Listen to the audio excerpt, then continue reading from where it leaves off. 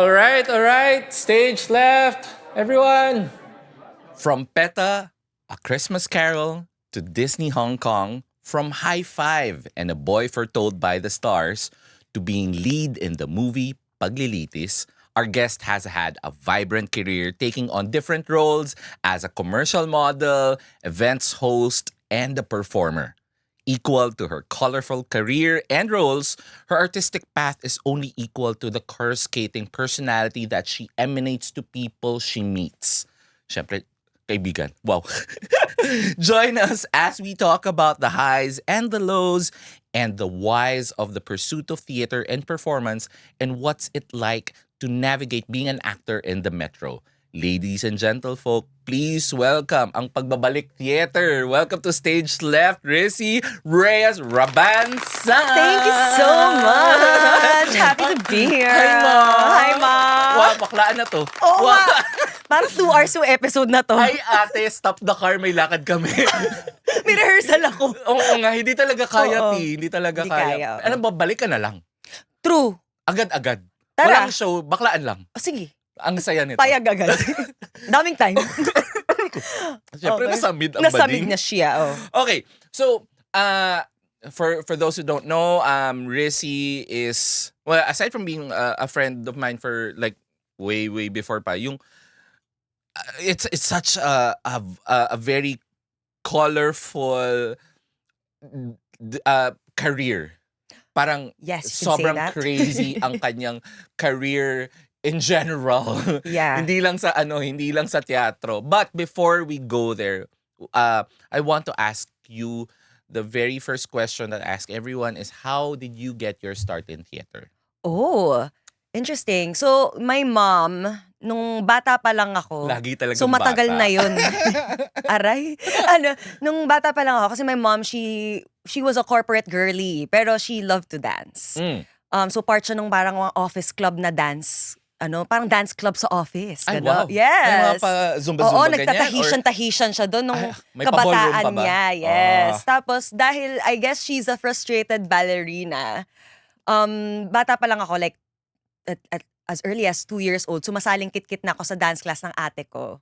Okay. Yes, tapos tinuloy-tuloy ko yung ballet na yan hanggang high school. Pero nung high school, hindi ko alam kung anong sapi yung nangyari sa akin. Nakita ko may theater club, sumali ako doon. High school to? High school. Sa St. Paul College, Nako. Pasig. Pauline yan, salo. Yun, so sumali ako sa theater. Tas from there, sabi ko, ay kulang pa yung sa school. Gusto ko mag-workshop. So nag-workshop ako sa rep. Na pinipilit ko pa yung magulang ko kasi syempre ang budget, mahal Sa mahal true, pa rin. Yeah. mahal pa rin. Even before, it was already Mm-mm. expensive. So I can't imagine Tsaka rep now. yun, te. Rep. Mm-mm. So I did 1 year with the rep. I think I was 15 years old. And then when I was 16, sabi ko gusto ko mag-PETA workshop. Parang And lahat tayo dumaan sa PETA Yeah. MTTL, no? Yes. And PETA workshop, I was too young for the adult class. Pero hindi ko talaga maintindihan, ang kapal ng mukha ko as a child. Sabi ko sa PETA, nung ini-interview ako ni John Moran, of all people, na friend ko na rin ngayon, siya kasi yung nag-in-charge sa interview ng workshopper. Sabi ko, can I maybe do the adult class? I don't want to do the teen class. I want to challenge myself. 16-year-old Rissy is unhinged. I mean, slay. I mean, We stand. sana all, kasi hindi ko na kaya yun. Yung lakas at kapal ng mukha na nung 16 ako. So, yun, doon ako nag-start. Creative musical theater with Sir Vince De Jesus. Oh my the God, one and CMT only. talaga agad. Yes, tas the year after that, dahil na-addict na sa workshop, nag-basic acting ako under our director now for Endo, Sir Melvin Lee. So I had the best mentors, my Oo. formative years in theater. Tapos after no, nakita na ako ng PETA, nag-youth arm na ako, diretso sa membership. But then I had to let go of that because of High Five. Pero Oo. like, dahil doon na-introduce ako sa PETA. So that's how I started. Pero nakakaano talaga, no? I mean, medyo bias nga ako dahil lumaki din ako sa PETA. And PETA MTTL din ako. Yes. Like, high school. UPIS, let's go. Yeah. Iba rin yung experience ng mga bata who get to share a space with other young people and just play around, but in the discipline of theater. Iba rin talaga yung ginagawa ng Sobra. no? So, Tsaka yung bond. and Yeah. I'm sure iba rin yung experience for you na para siyang parang siyang bug. Oh, Tipong yes. ang hirap man siyang pakawalan. Mahirap talaga. As in, my life was there. Kaya pag tinatanong ako ng mga tao, nag-aral kasi ako college ko, UP Diliman. Mm-mm. People always assume, nag-DUP siya. Never po ako nag-DUP in my life. Kasi nasan ako palagi Anong course after mo sa UP? BA Anthropology. Ang layo. Alayo mo yan. Kasi kala naman tao parang something related to performance like comm or like speech comm or something like Theater, that. Yeah, or music. theater, music. No. Anthro. Anthro. Actually, yung starting course ko pa, freshman year was biology. But since I was already doing PETA at the time, sabi ko, ang hirap pala i-balance ng biology with PETA. So, bilang priorities, nag-shift out ako. Major in theater. Yeah, Minor nag-shift in out. anthropology. Hindi, major in extracurricular activities, ma. Kasi after school palagi, diretso na akong PETA for rehearsals, for MTTL activities. If anything, anthropology is the study of human Culture. Culture. It is related in a way, but like the performance aspect is kinda medyo malayo. Pero Pero, kailangan ng dramaturg. Ikaw ang dramaturg.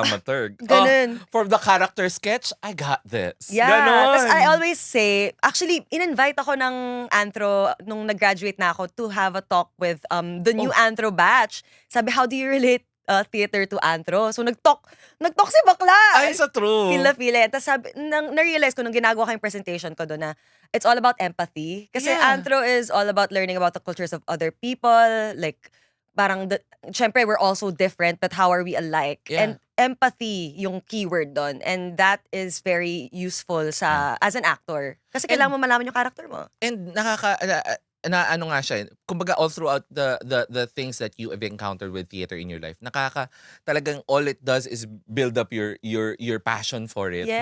Grabe Yes. talaga. And jumping off of that, so in terms of like your passion towards your career in theater, like from the production in your production in high school, yung Teatro Paulino, Yes. from your productions there in Noong Hating Gabi, like for example, and your productions in PETA Batang Rizal. Yes. And how does these memories and learnings that you get from these experiences, ano yung naitulong sa'yo ng Teatro Paulino in your career path towards theater? Syempre, Pati PETA. oo, syempre yung sa school, sa Teatro Paulino, hindi ko lang paano mo nalaman yung galing mo best in research. Yung Teatro Paulino kasi, syempre doon talaga ako nag-start. So, doon pa lang, na-start na ako ma-challenge. Yung prof talaga, yung teacher namin doon, Sir Kenchi Refugio, yan, hello. Siya rin yung isa sa mga nag-push sa akin na mag-workshop ka pa, lumabas ka pag summer. Kasi syempre, during the school year, doon yung focus ko sa Teatro Paulino. And he always gave us material na challenging and kakaiba, especially for a Catholic all-girls school. Oo. Tsaka yung character mo doon, ma'am, medyo spicy. Yeah. As in, for a Catholic all-girls school, girl, I'm not even gonna go into that. Pero yeah, it's very helpful kasi parang doon pa lang, okay, I didn't know that there were these types of people, these types of characters that I could potentially play. So, yun pa lang, parang, okay, na-open up na yung world ko agad. So, going out of Teatro Paulino and into the workshops, parang, okay, I know I can do even more characters. Tas sa PETA naman, Batang Rizal naman, we got to travel. Mobile production kasi ang Batang Rizal kasi children's theater siya. Yes. Syempre maliban sa fact na doon ko nakilala yung asawa ko. Yeah. Sana Doon kami- ganun kalagkit ang tingin sa akin ng future ko. Doon kami Ganun. Actually, di kami doon nagkakilala. Sa Fly-by-Night production kami nagkakilala. Pero doon kami naging close. So, yun, traveling, independence, ang laking bagay sa akin nun. Nung una nga, hindi pa ako pinapayagan ng nanay ko pag province yung show. Parang kakausapin pa ng mga PM ng Batang Rizal yung nanay ko. Kasi parang, pupunta kayo sa Nueva Ecija? Saan kayo magsistay? Ganyan. Ganon yung nanay ko. So, kakausapin pa siya ni Maala, ate She, ayan. Na Wow. PM namin noon na parang, hindi, mommy, she'll be fine, ganyan. Parang kami bahala sa kanya, kami magbabantay sa kanya, ganon. So, malaking bagay yung independence na dun ko na-experience. Tsaka, children's show. Yeah. So, magandang training din yung PETA. First years ko sa PETA for what will become my children's show era. So, nag-high five ako, Iba diba? rin talaga ang iba rin talaga ang effect ng learning about the theater talaga really teaches you empathy. Oh, yes. Sobra. Super. Tapos not only that, I'm guessing it also helped you with your choosing anthropology, Mm. anthropology eventually, kasi yung the discipline also of you traveling for PETA, Yeah. like it really allows you to build your sketches depending on your like on the day of the performance. Oh, Alam mo yun yung yes. Oo. I'm guessing all of these theater experiences when you're young, especially for those who want to like who are currently theater kids, malaking bagay Yeah. na yung mga disiplina na nakukuha mo in your younger years eh. Super. Super. And it Formative, super. super formative And I'm talaga glad siya. it was with PETA. And like, ang daming companies, I'm sure they're all great companies, but PETA really teaches you to be not just an artist, but also a teacher. Same. And that helps in being a performer. Same. Yun. Kasi may if I remember correctly, PETA, the MTTL program also allows for kids to go to like have a culminating activity outside of Manila. Yeah. Tapos parang may camp pa noon. Nakapag-camp ako, Kayo ba? Hindi, Sa kasi kami, core group, so kami yung nag-organize nung kayo yung camp. nag-organize. Baka. Yeah, Oo. yun. Pero ang saya nun. Ang Sobrang, saya. I hope there's something like that again na schools Teka lang, alam ba nila yung MTTL kasi, nga pala, siya, sorry. para siyang Manila, Metropolitan Teen Theater Yeah. League ng PETA, Oo. na-dissolve na ngayon, unfortunately. Yun nga eh. But although they do have like other programs for the youth now, but dati may MTTL. Ang laking epekto sa buhay ko nun.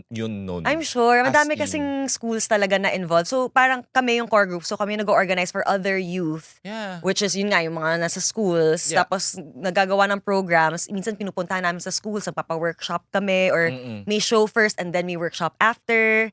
Yun, diba ang saya. bagets na kumakarir, ang bagets pa kumakarir na ang ate mo. Oo.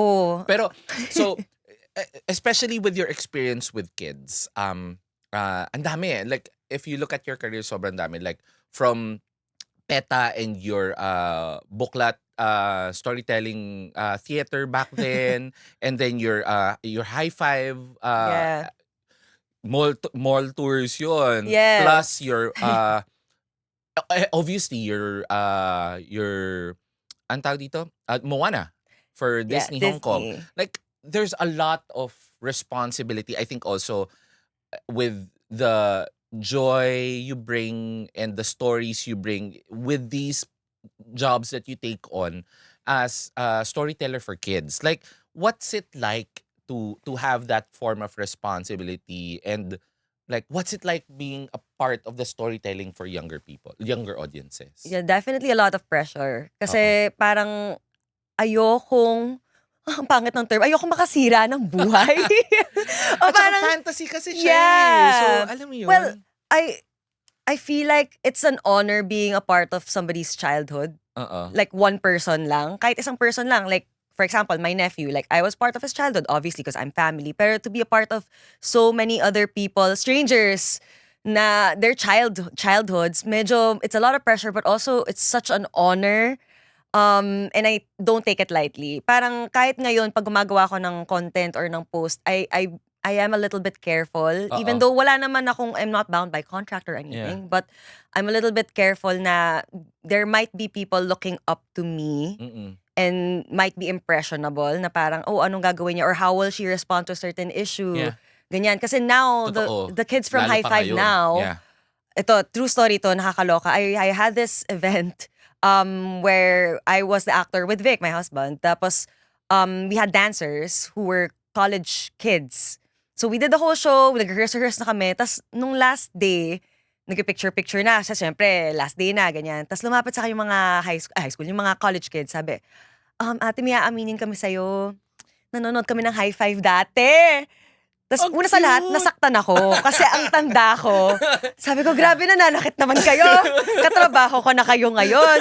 Pangalawa, sabi ko, wow.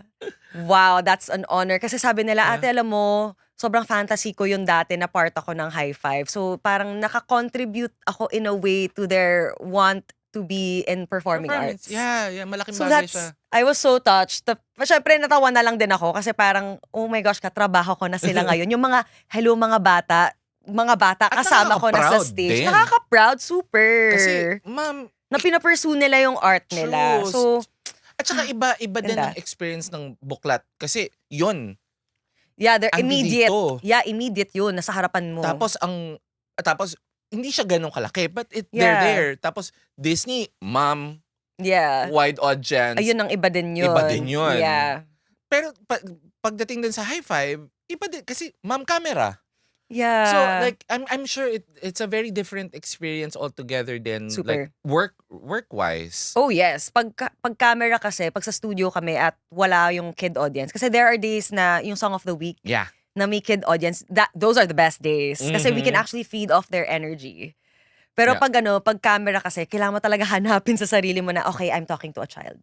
Yeah. I'm talking to a child, I have to find that energy so that the child will be drawn in and engaged the entire segment. Mm-mm. Pero yun nga, favorite namin yung studio audience pag may mga bata talaga. Of course, it has its challenges kasi may toddlers to eh. Yeah. Kasi ang market namin toddlers, so minsan may mga hindi ayaw na mag-cooperate. Yan, Yeah, kukunin na ni mommy at daddy, Kailangan- ganyan. Pero masaya pa din siya. Yeah. Tapos lalo na yung mall shows. Doon ko na sense na parang, oh my gosh, this is a big deal pala. Oo, te. Kasi people actually come out and like join us for shows. Yeah. And I was like, wow, ang dami And bata. this was parang yung bridge ng between the 90s, like the Batibot, Sineskwela, towards you guys. Kayo na yung sumalo nung Correct. nung children audience. Hindi na nga nasundan. Actually, Yun na nga. yun nga yung issue ko rin. I really want to, if I had all the money in the world and the best team to do it with, I would create my own like children's show. Why, hindi nagpa-volunteer ba? Pero wala kasi akong pera na pang-produce. Pero tsaka kailangan talaga ng somebody in early childhood development Yes. to help create a curriculum. Tara, nagawin na. Huy! Pero right now, I'm working on something, a children's show right now. I'm Ayun, hosting, for Knowledge Channel. Gets, So I gets, think gets. lalabas siya this year. Yes. Musikantahan. Pero is this YouTube? I think so. Oo, I kasi think wala. both YouTube and TV. Hindi ko alam kung ano sa bagay kasi access pa din talaga yung Yeah. usapan dyan eh. Yun. Pero yun nga, I'm sure it's like super fulfilling and it hypes up your energy every time that you Oo know, naman. perform with kid audience, no? Yes. Iba rin talaga siya eh. And jumping off of that, so you've portrayed also Princess Lily, for example, kasi Oh my as goodness. Yeah. it was a short Yeah. but Doon ko very nakilala si important. Ate Dolly De Leon. True. Wag ka. Kaya nga. Yeah. So, from Princess Lily, tapos diretso ka sa paglilitis. Like, you've never shied with stories that have like the importance of like understanding skewed truths and yung mirroring reality and injustice in the country. Yes. So, ang question ko dito is on stage and on film, like how important is it for you to be like a vehicle, an artist that is able to tell these kinds of stories naman? Like yun nga na from the perspective of a child and yung a working woman na talagang being at the brunt end of injustice. Like how important is it for you to be a storyteller of that? Very important. Kasi ano pa nga ba yung silbi ng pagiging storyteller natin kung hindi natin gagamitin para bigyan ng boses ang mga mga sinasilence. So for me, it's very important. I choose projects like these parang I really like, masinsinan ko siyang tinitignan bago ko tanggapin. So yung kay Princess Lily kasi that was for martial law commemoration theater festival. And these are the perspective there is different truths kuning in the eyes of a child. And yeah. Oo, pero ano na yun, post High Five pa yun, naalala ko. I think that was the first theater piece I did after High Five. But then when it was presented to me by Ate Uleb, si Ate Uleb kasi Uleb Nieto, I immediately said yes. Ako, of course, like it's a very important issue. It still is an important issue. People still forget the atrocities that happened during martial law, and I feel like that's not right. Dapat talagang paalala. So sana nga maulit yung mga ganong klaseng festival. At saka malakas talaga yung push ng disinformation kasi. Yes. They really are trying to push for not even erasing the truth, but like malforming it. Yeah. Like, para no one believes anyone anymore. They don't Correct. trust anyone Oo. is the end goal. And I feel na the stories that you tell, like are very important. Like for example, paglilitis, it's always victim blaming. Yes. Na tipong ikaw na ngayon ang naagrabyado. Ikaw parang kasalanan mo pa. Kasalanan Bakit mo parang pa. kasalanan ko? And Ayun. that's the thing. Princess Lily's issues are mostly written. Yes. Yung sa paglilitis, gusto mo yung Nag-research, best in research talaga yung friend natin dito oo. Nag-enjoy talaga ako, ma. Ito talaga yung tipong, ang sarap mag-research ng trabaho ng ate ko. Pero nag-enjoy talaga ako. Pero yun nga, Princess Lily was written.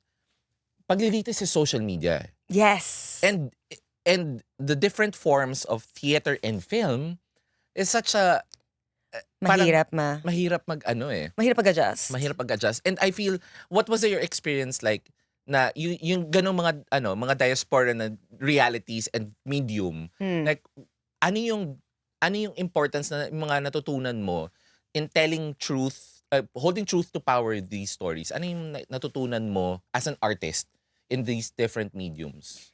Well, una sa lahat, sobrang ibang-iba ng theater sa film as in, pero kasi the baseline is that you tell the truth. Yun talaga. So, either film man yan or theater, basta as an actor, you express truth and you radiate truth. Yun yung natutunan ko.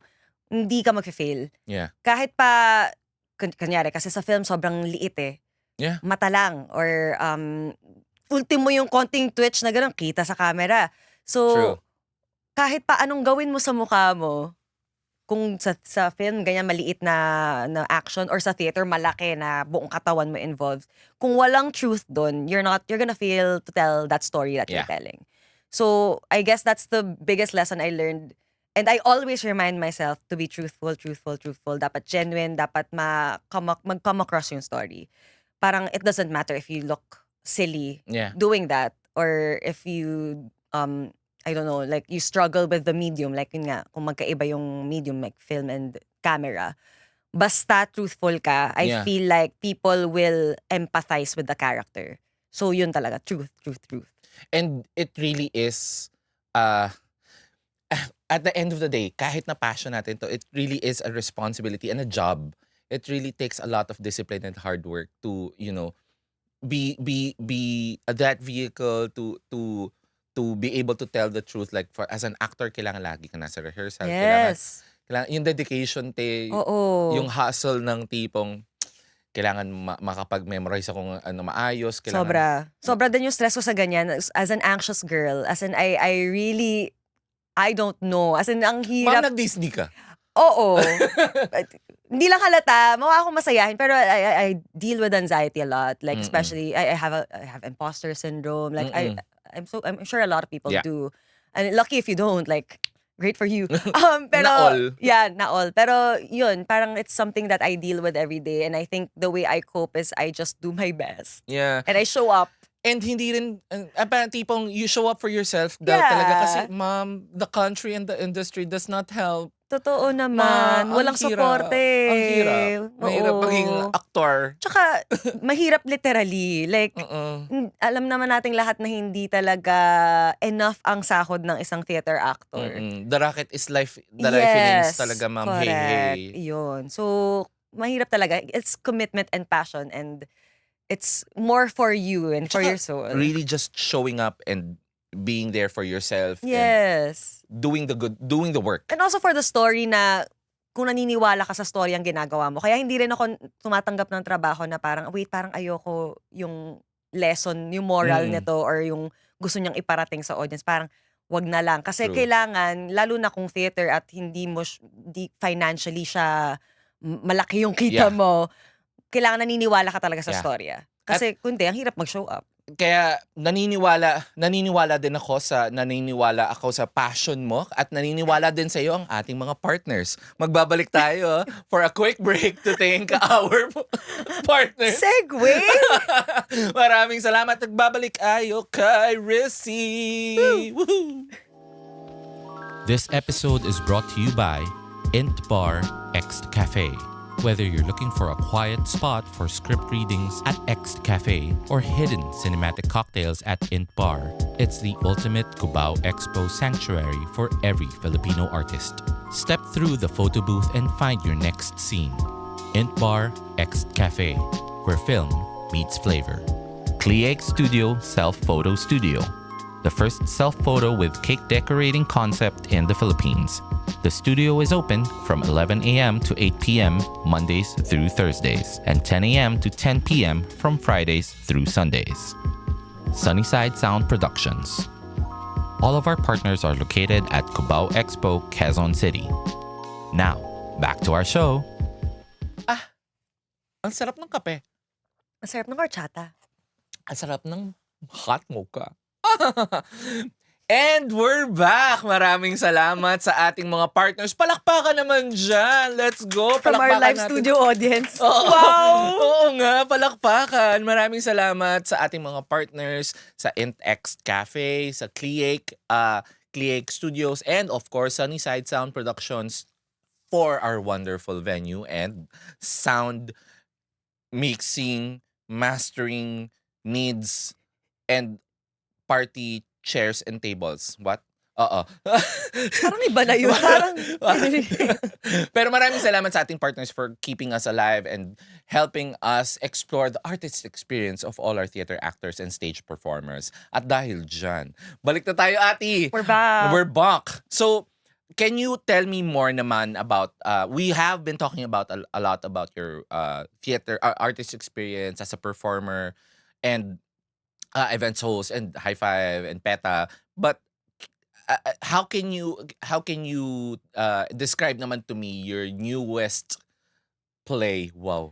Woo! For the bida naman kasi ang ate ko. Can you tell us more about Endo? Okay, so it's based off of a Cinemalaya film noong 2007 by Jade Castro, written and directed by Jade Castro. So Endo means end of contract. Kasi nung panahong yon, nung 2007, yun yung kasagsagan ng issue ng Endo sa mga malls. Yesterday. Hindi ko na sabihin kung alin, pero alam nyo na yan. Meron din hindi lang malls, pati nadami na rin ng ibang mga food chains. Yes. Hindi ko na rin sasabihin, baka kasi maging future sponsor. Yun nga, hindi ko alam kung, tsaka hindi ko rin sure kung aling chains specifically. Hindi ko na rin alam, oo. Pero yun nga, tungkol siya sa end of contract. Yeah. Tapos tinahin nila yun sa experience ng character. So si Leo at si Tanya yung sinusundan na characters ng Endo, the film, and also the play. And it's a love story, but also it's a story that is based really on reality na ang hirap pumag-ibig kung may Endo. If anything, it's dark comedy. It is. It really is. It's romance, it's dark. Jade Castro. Yeah, well, to be fair, okay, I refused to watch the film. Also, Interesting. we were highly discouraged to watch the film. That's but fair. I saw the trailer. Obviously, I saw the trailer. Kasi nung binigay yung audition, sabi ito yung gagawin na play. Okay. Sabi ko, ooh, I've heard of this but I've never seen it.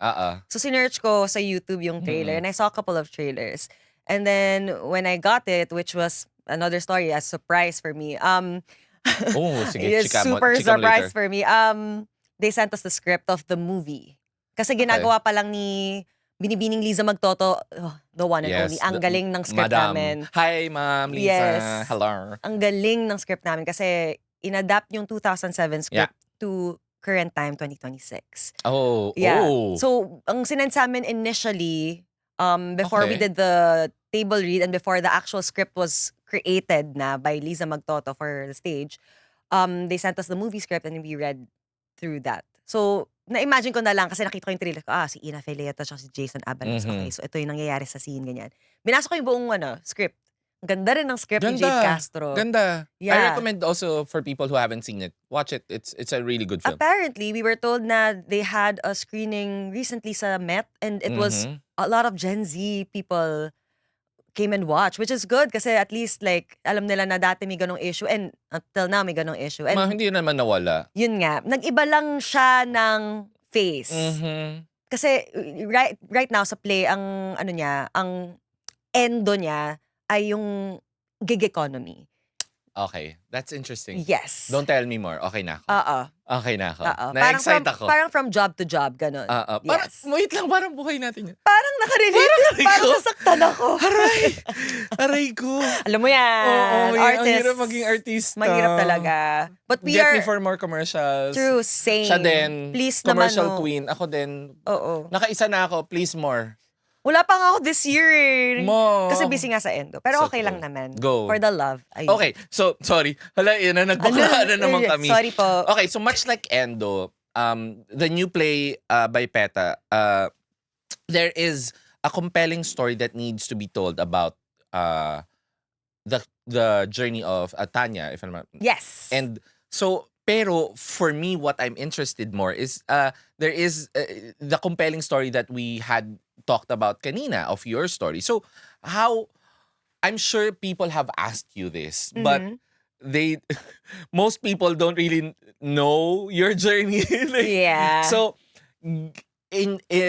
given this context na alam natin ng pinagdaanan mo in terms of your career, how now do you create in using your empathy in Teatro Paulino, in your anthropology, how now do you create your character sketch knowing that you have so much experience of it? Parang do you distance yourself? Do you blend yourself? Tapos, and I'm sure it's ang dami kong pre-context, no? Pero ang hirap hindi mo makulayan eh. Yeah. Na hindi mo rin hindi ko alam. Go, chika Gets mo na lang. naman. So, Chika mo. with Tanya, of course, sobrang relatable niya in a sense na dahil nga gig economy ang ating focus dito. As a raketera myself, doon ako relate. Kasi lahat ng pwede kong gawin at kaya kong gawin, lahat ng skills na meron ako, gagamitin ko yan para kumita ng pera. Kasi kailangan, let's be real, ang mahal na ng mga bilihin. Tumataas pa. Tas yung gasolina pa ngayon. So magkaka-price hike yung mga ano na yan, Oo. mga pamasahe. Ang sakit. Anyway. Hashtag no to war. Oo, please, tama na. Tama ano na. ba? Peace on earth. Ayun. So, dun relate ako. Pero I guess, yung dinidistance ko rin sarili ko kay Tanya kasi syempre, it's a different character. Yeah. And she is also a go-getter. Yeah. Super. She knows what she wants. May dream na kagad yan siya. Yeah, alam niya agad. Avowed. Yes. Avowed. Yun, so sobrang, oo, go-getter din ako. Like, I'm very motivated with my goals. Pero, ibang level kasi si Tanya. Parang when she knows what she wants, Yeah. she really does everything to get it. Yes. Same din naman, pero kasi siya mas aggressive. Yeah. Even as a person, parang, hindi ko ma-imagine sarili ko na lalapitan yung, kunyari, may crush ako na parang, uy! Hi! Parang hindi, that's not me. That's not me. Actually, The parang anxiety kicks in. sobra. Hindi ko kaya yun. Like, wala akong ganong audacity. Siguro nung bata ako meron, nung 16 ako. nung Pero, 16 ka. pero wala na yun ngayon, ma. Kasi jaded na ako sa life. Charot. So true. Oo. Actually, parang ko sinasabi na kung sa pag-ibig siguro kami nagkakaiba ni Tanya. Yeah. Kasi palagi ko sinasabi na kung hindi ako linigawan ng asawa ko, siguro hanggang ngayon single pa rin ako. Sa true. Yeah. I'm a very halaman girl. Like, I don't really care. Okay. But dahil As a green. Yeah, I'm a tree. Char, I'm a leaf. Photosynthesis lang pwede na. Chlorophyll. Chlorophyll! Ang labo. Pang dilig-dilig lang. Araw-araw lang. Pwede na po. Oo, masaya na ako. I love the sun. I love sunshine. So yes, it So tracks. true. It tracks. Mm-mm. So parang, dun nagkakaiba siguro ako tsaka si Tanya sa love. Iba din yung love language niya. Iba siya mag-express ng pag-ibig Okay. sa akin. And she's a fixer. Like, I can fix you. Ganyan. Oh. And although syempre gusto kong mag-improve kaming dalawa ng asawa ko, pero hindi ako yung gano'n na parang, aayusin kita, babaguhin kita. Parang may gano'n kasi siyang factor for me, which is Gets. not very risky. Gets. Yeah, but the other like facets ng buhay ni Tanya at buhay ko, may mga nag-intersect naman. Like yun nga, raketera. And from a parang bird's eye view, how was the process like of creating her sketch? Like, did you find it like tipong, shit, gets? Mga ganun. Oo, kind of. Yeah, parang ako kasi pag ginagawa ko yung character sketch ko, parang syempre I base it off of the text talaga. Yes, of course. So tinitingnan ko Of course. talaga yung text. So yung mga given na dun ko lang siya binibase. Parang although gusto ko siyang kulayan at yun din yung mahirap. Yun Kasi nga eh. minsan ayaw mo siya, syempre you don't wanna judge your own character. parang may mga choices kasi siya sa story na parang, I wouldn't do, if I were you, I'd be like, bye. Ganyan, parang I wouldn't do that. Pero kasi siya, gagawin niya yun. So, yun nga, I try to distance myself and try to be free of judgment of Yeah. her character because she's a real person. Like, if Yeah. you look around, there are people just like her. Ang dami. Dami. Mama, actually, sa atin pa lang. Pati sa pag-ibig ha, may mga friends tayong ganyan. Parang minatamaan. Parang tamaan ka, sis. Wala akong sinasabi. Okay. Pakasal na kasi. Hoy! Hi, Vic. Madami. Uy, ayan, tanggal na tuloy yung earphones. Mahaba po yung pila. Okay lang, Mahaba nakapila yung na ako. pila. Naging castmate ko, di ba? Hoy! Emela. Just go. Anyway, but yes, it is true that there is a lot of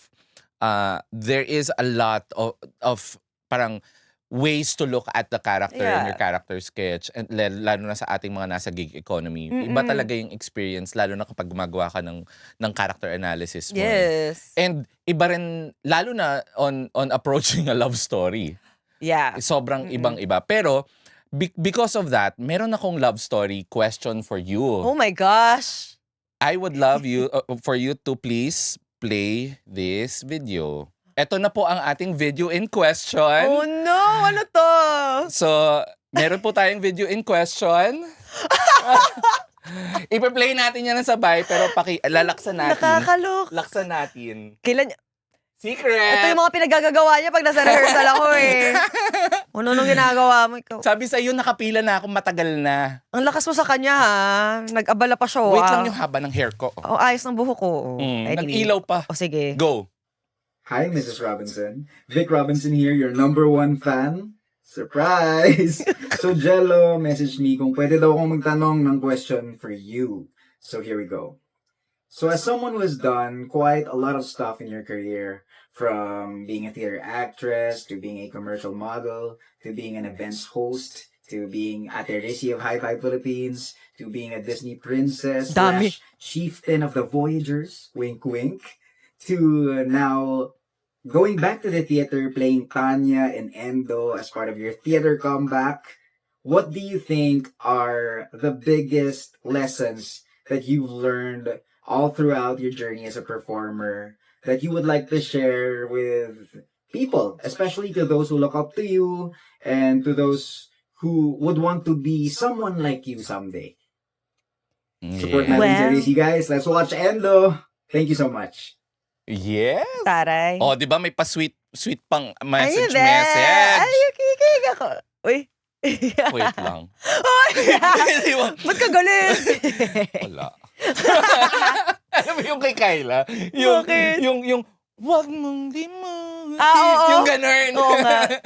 Anyway, Ganun. so how do you, what do you tell, not just younger people who wish to, who aspire to, yun nga, kunwari naparod ka nila sa High Five. Or even your younger self. Yeah. Like, yung 16-year-old na tipong go-getter. Like, what do you Okay. tell them about your career and your experience, your journey, your artistic experience in your journey?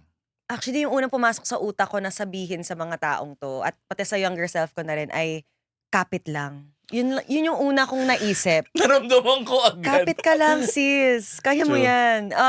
Madaming lessons eh. There's too many to mention. Nabanggit ko na kanina, always be truthful with the storytelling that you do. Choose your battles.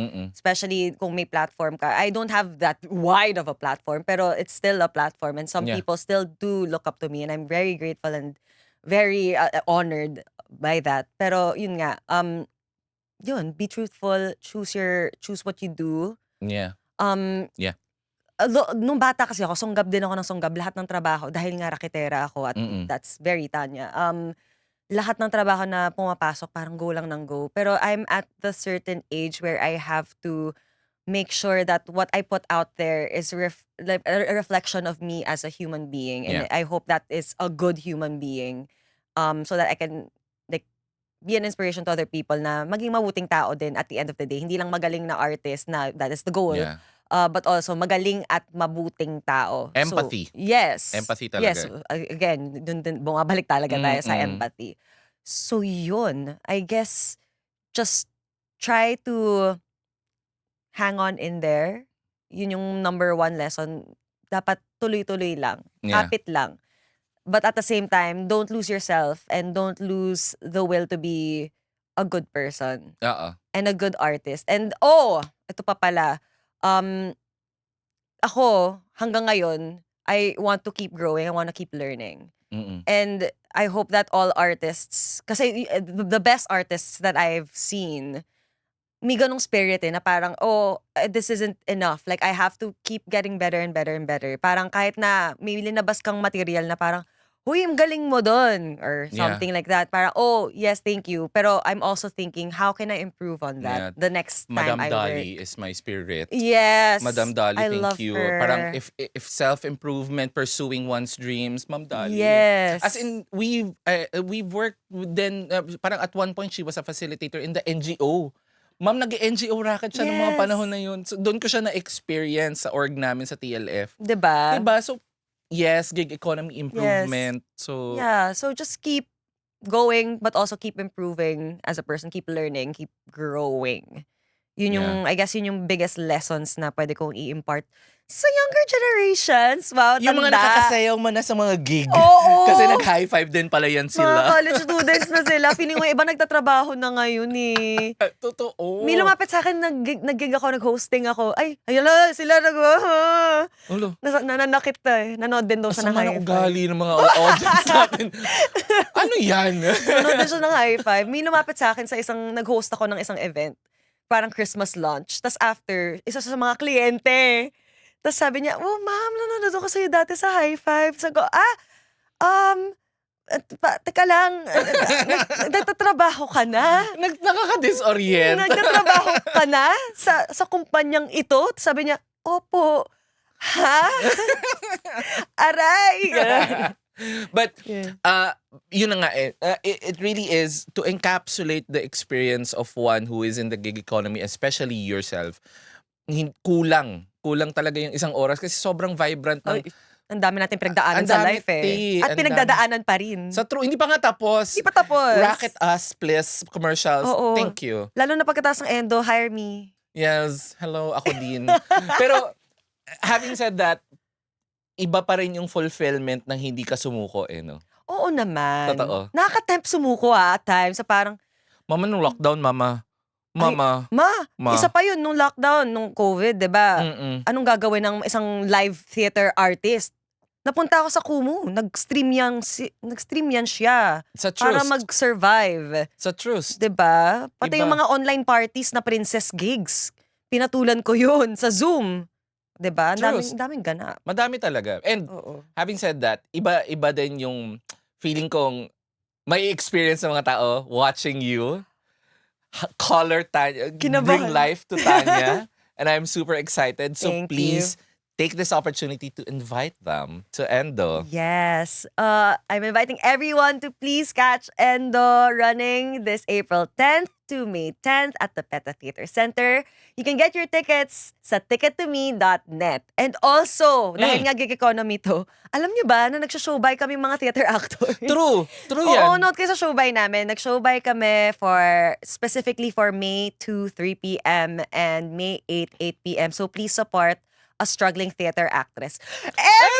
Hindi naman struggling, hindi. Pero kung nanood kayo struggle pa rin. Oo, pero pag nanood kasi sila sa specific shows na yon, makakatulong sila sa Mababawasan ng amin. onti yung struggle. Yeah, oo. And because we don't have that much time and I really want to, baka naman, Ate Dolly, ikaw, Hoy! I love her so much. Ate Dolly. Ako din. I love you. Sana one day, please. I've been Please, told that, Mama I've been Jess. told a couple times na they can see me as a young her. And that's the Stop highest of the car. compliments. Ang sarap. Ang sarap. Sabi ko, tapos sinabi ko sa kanya, ate, may nagsabi sa akin na director na naka-work ko na parang, I'm a young you. And she said, parang grabe naman, parang iba parang ang bata mo pa, parang nung ka-age ko daw siya, hindi pa daw siya ganun ka-active sa industry. So sabi niya, mas malayo mararating mo. Sabi ko, Ate Dolly, grabe. Stop the What if car. umiyak ako dito? What if maglupasay ako sa sahig? Kasi naiisip ko din na tipong dahil nga nag-NGO siya noon, sabi ko, sana ako din. Diba? Pareho Sobrang kami ng path. trajectory. Diba? Yes. Pero Ate Dolly, I love you. Thank you so much. That gives me life. Mm-mm. Sobrang wow. As a mga funny. Sobrang funny. Sana punta kayo. Pero Oo mas nga. funny muna ako sa iyo ngayon. Hey! At dahil dyan, maraming salamat. Palakpakan natin ang Rizzy Rael Robinson. Maraming salamat. Yes, thank you so much for having me. Ang saya. Ma'am, matagal na natin ito dapat ginawa. Oo nga eh. Pero alam mo na. Oo, ganun naman Busy tayo kasi buhay. tayo sa gig economy. Sa true. Ginusto ko to, nagpelikula ako, di ba? Oo, ayan. Oo, ayan. Ay, Ayan, ikaw, sige. nag-Disney ka ulit, di ba? Oo, O, eh. para sa buhay natin Kailangan to, mag-OFW minsan. Kailangan natin kumita ng pera. At dahil dyan, manood kayo ng Endo. Maraming salamat. At palakpakan. Let's go. Bye! Bye!